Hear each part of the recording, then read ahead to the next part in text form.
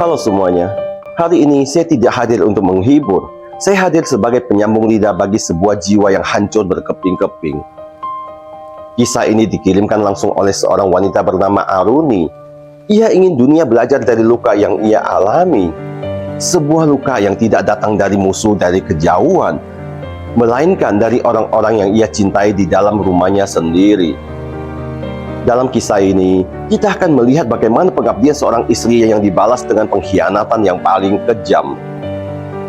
Nama-nama telah saya sesuaikan untuk menjaga privasi, namun setiap tetes air mata dalam cerita ini adalah nyata. Ini adalah pengakuan Aruni tentang suaminya, Revan, dan adik kandungnya Maya. Sebelum kita mulai, saya ingin tahu dari manakah tempat tinggal Anda saat menonton video ini? Tuliskan di kolom komentar. Dan jangan lupa pula klik subscribe, like, dan tombol loncengnya agar Anda bisa mendapatkan update video terbaru saya. Mari kita mulai kisahnya. Surabaya di musim hujan adalah perpaduan antara gerah yang menyesakkan dan dingin yang menusuk. Di sebuah kompleks perumahan yang asli di pinggir kota, berdiri sebuah rumah yang dari luar tampak sempurna. Rumah itu milik Revan dan Aruni. Revan adalah seorang pria yang sopan, pekerja keras, dan memiliki senyuman yang mampu menenangkan badai di hati Aruni. Aruni sendiri adalah tipe istri yang mengabdikan hidupnya untuk kebahagiaan suaminya, lembut, telaten, dan selalu memastikan rumah mereka adalah tempat paling nyaman untuk pulang. Selama 5 tahun, pernikahan mereka adalah sebuah garis lurus yang damai. Tidak ada gejolak berarti, hanya ada kehangatan yang konsisten, tawa kecil di meja makan, dan rencana-rencana masa depan yang manis. Kehidupan mereka adalah definisi dari kebahagiaan yang damai. Hingga suatu hari, kedamaian itu terusik oleh sebuah ketukan di pintu depan.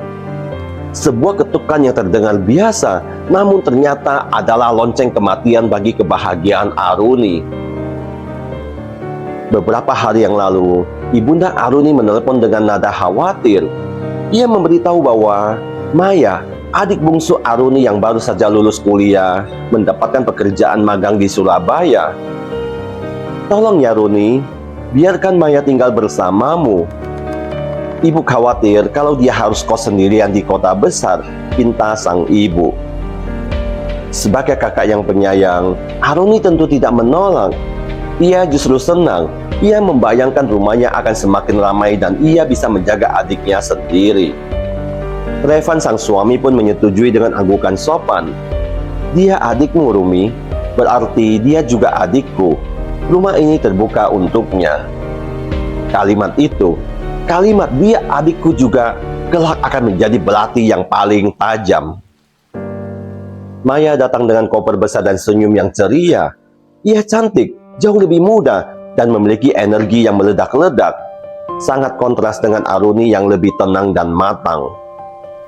Awalnya, semuanya berjalan normal. Maya membantu Aruni memasak, mereka bercanda di ruang tengah, dan Revan tetap menjadi suami yang menjaga jarak secara sopan. Aruni merasa hidupnya lengkap. Ia memiliki suami yang mapan dan adik yang ia sayangi di bawah satu atap. Namun, setan tidak pernah tidur. Ia bekerja dalam bisikan-bisikan halus dan celah-celah kecil yang kita anggap remeh. Perubahan itu terjadi secara perlahan, nyaris tak terlihat.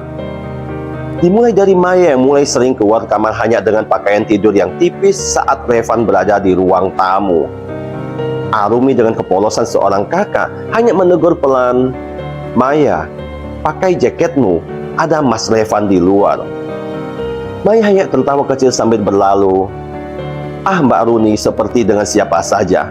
Mas Revan kan sudah seperti kakak kandung sendiri." Lalu frekuensi interaksi antara Revan dan Maya mulai meningkat. Mereka mulai memiliki lelucon internal yang tidak dimengerti oleh Aruni. Saat makan malam, mereka bisa tertawa terbahak-bahak karena satu hal kecil di kantor. Sementara Aruni hanya bisa tersenyum canggung di ujung meja. Aruni mulai merasa seperti tamu di rumahnya sendiri.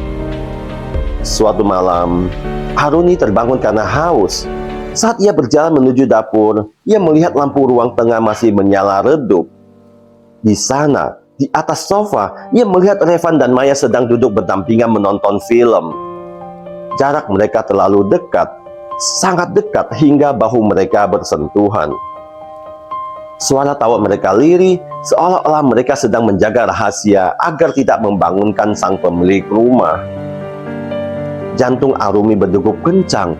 Ada rasa sesak yang tiba-tiba menghantam dadanya. "Revan, Maya, belum tidur?" tanyanya dengan suara bergetar. Revan melonjak kaget, namun dengan cepat ia menguasai diri. "Ini sayang, Maya minta ditemani nonton film horor. Ia takut sendirian." Maya hanya tersenyum manis. "Iya mbak, maaf ya kalau kami berisik." Aruni ingin marah, tapi ia merasa tidak punya dasar. Bukankah mereka bersaudara? Bukankah Revan adalah pria yang sangat religius dan santun? Ia mencoba membunuh rasa curiganya. Ia memilih untuk percaya bahwa apa yang ia lihat hanyalah keakraban kakak dan adik ipar. Namun, insting seorang istri jarang sekali salah. Hati kecil Aruni mulai menangis, merasakan ada sesuatu yang telah retak meskipun ia belum melihat pecahannya. Minggu-minggu berikutnya menjadi neraka yang tersamar. Revan mulai sering pulang terlambat, namun anehnya, Maya juga sering pulang di jam yang hampir bersamaan. Aruni menemukan aroma parfum yang asing di kemeja Revan. Bukan parfum maskulin suaminya, melainkan aroma manis buah-buahan yang sangat ia kenal. Itu adalah parfum milik Maya. Puncaknya di suatu sore yang mendung, Arumi pulang lebih awal dari pengajian. Rumah terasa sepi, namun ia mendengar suara tawa tertahan dari lantai atas, dari kamar Maya. Arumi berjalan dengan kaki telanjang, mencoba tidak menimbulkan suara. Setiap anak tangga yang ia injak terasa seperti duri. Ia pun sampai di depan pintu kamar Maya yang sedikit terbuka. Di sana, di balik celah pintu itu, Aruni melihat dunianya runtuh. Ia melihat Revan, suami yang suci, sedang duduk di tepi tempat tidur Maya, membelai rambut adiknya dengan tatapan yang tidak pernah ia lihat sebelumnya. Dan Maya, adik yang ia lindungi sejak kecil, sedang bersandar di dada Revan dengan tangan yang melingkar di pinggang sang ipar. Tidak ada kata-kata, hanya ada kehampaan yang luar biasa. Arumi mundur perlahan, tangannya menutup mulut agar teriakan kehancurannya tidak meledak saat itu juga. Ia lari keluar rumah. Di bawah guyuran hujan Surabaya yang deras, membiarkan air langit yang menyamarkan air matanya yang tumpah. Pintu rumah itu memang terbuka untuk Maya, namun tanpa disadari Aruni, pintu itu juga telah membuka jalan bagi iblis untuk menghancurkan surga kecilnya. Setelah sore berdarah di bawah guyuran hujan itu, Arumi tidak langsung melabrak. Ia adalah wanita yang terdidik untuk tenang, namun ketenangannya kali ini adalah ketenangan sebelum tsunami. Ia kembali ke rumah dengan pakaian basah kuyup, berpura-pura baru saja terjebak hujan saat pulang pengajian. Revan menyambutnya dengan handuk dan wajah khawatir yang kini terlihat sangat menjijikan di mata Aruni. "Kamu dari mana saja sayang? Aku cemas," ucap Revan. Aruni hanya menatap mata suaminya, mencari sisa kejujuran di sana. Namun yang ia temukan hanyalah kegelapan yang tertutup rapat. Aruni mulai bermain peran. Ia memasang kamera kecil tersembunyi di sudut-sudut yang tak terduga, di ruang tengah, dan ada yang paling menyakitkan, di kamar tidur yang ditempati Maya. Ia ingin bukti yang tak terbantahkan, bukan karena ia ingin menyakiti diri sendiri lebih dalam, tapi karena ia tahu pria seperti Revan akan selalu punya 1000 alasan jika hanya dihadapi dengan kata-kata. Malam demi malam, Aruni terjaga di depan layar ponselnya, dan di sanalah rahasia itu terbongkar dengan sangat jelas. Ia melihat bagaimana Maya, adiknya sendiri, masuk ke kamar utama saat Aruni sedang terlelap di samping Revan.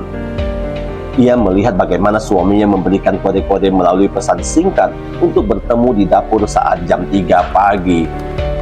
Yang paling menghancurkan adalah saat Aruni melihat rekaman di kamar Maya. Mereka tidak hanya saling membelai, mereka telah melampaui batas yang paling suci dalam sebuah ikatan keluarga. Pengkhianatan itu bukan lagi sekedar khilaf, melainkan sebuah rutinitas yang terencana. Puncaknya terjadi pada hari ulang tahun Aruni yang ke-30. Revan memberikan kejutan makan malam yang mewah. Ia memberikan Aruni sebuah kalung emas, mengecup keningnya di depan semua keluarga besar, dan memuji Aruni sebagai istri terbaik di dunia. Di sudut ruangan, Maya berdiri dengan senyuman kemenangan. Ia mengenakan gaun yang sengaja dipesan agar senada dengan kemeja Revan. Aruni merasa ingin muntah di tengah pesta itu. Di balik kalung emas itu, ia tahu ada tangan yang telah menyentuh adiknya. Di balik kecupan itu, ada bibir yang telah membisikkan janji pada wanita lain di rumah yang sama. Malam itu, setelah tamu pulang, Aruni meminta Revan dan Maya duduk di ruang tamu. "Aku punya hadiah untuk kalian berdua." Ia meletakkan tablet di atas meja dan memutar rekaman video dari malam-malam sebelumnya. Hening yang mematikan menyelimuti ruangan. Wajah Revan yang semula penuh senyum berubah menjadi pucat pasi, seperti mayat yang baru saja bangkit.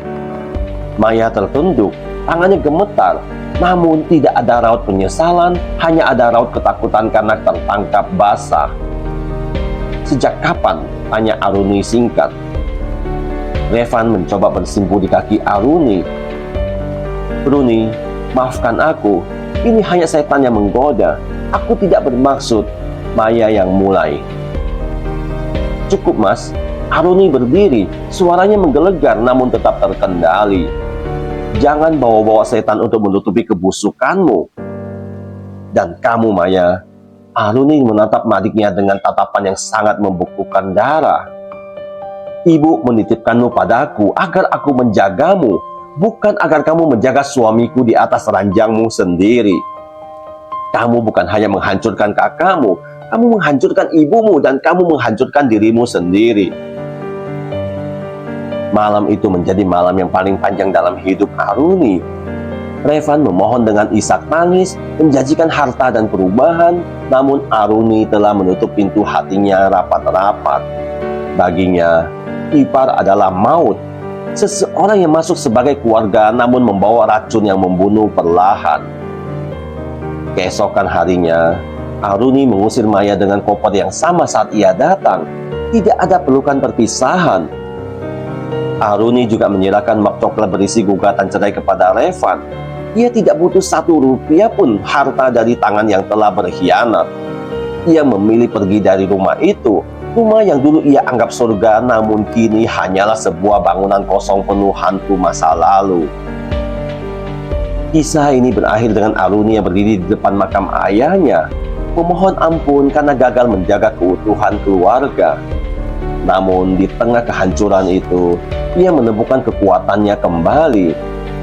Ia menyadari bahwa ia tidak kehilangan apa-apa. Revan dan Mayalah yang kehilangan. Mereka kehilangan martabat, kehilangan keluarga, dan selamanya akan dihantui oleh bayang-bayang dosa yang mereka lakukan di bawah atap Aruni. Demikianlah kisah Aruni yang ia titipkan kepada saya. Sebuah peringatan bagi kita semua bahwa pengkhianatan yang paling menyakitkan bukanlah yang dilakukan oleh musuh, melainkan oleh mereka yang paling kita percayai. Jagalah pintu rumahmu, tapi yang lebih penting, jagalah pintu hatimu. Karena maut seringkali datang dengan wajah yang sangat kita kenal. Jangan lupa klik tombol subscribe dan nyalakan lonceng notifikasinya, agar Anda tidak ketinggalan kisah nyata inspiratif lainnya. Share video ini agar yang lainnya tidak mengalami nasib yang sama seperti Aruni.